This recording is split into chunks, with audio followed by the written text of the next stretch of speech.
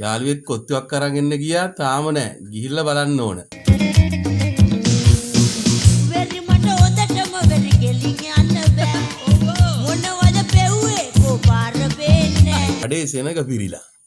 කියලා කලවම් කරලා පොවලා මගේ ඔළුව නෑ යනවා ලිස්සමන් අලු.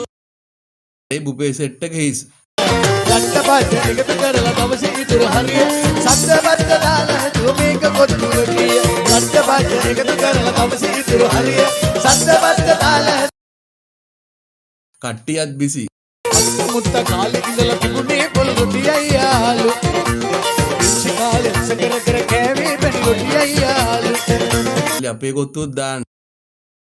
ඔව් මල්ලි මොකද්ද රහස කාලම් බලමු. සද්දපත් දාලා තුමේක කොත්තු රොටිය හිතේ හැටියට කටට රසට කෑම වේලක් කන්න එන්න මිස්ටර් චෙෆ් වෙතට ඉසදින් ටවුන් හන්දියේ නීල් දවයින් යාබදව ඔබට අවශ්‍ය ඌරු මස් කොත්තු චීස් කොත්තු සහ තවත් කෑම වර්ග රස එම ස්ථානයෙන් ලබාගත හැක.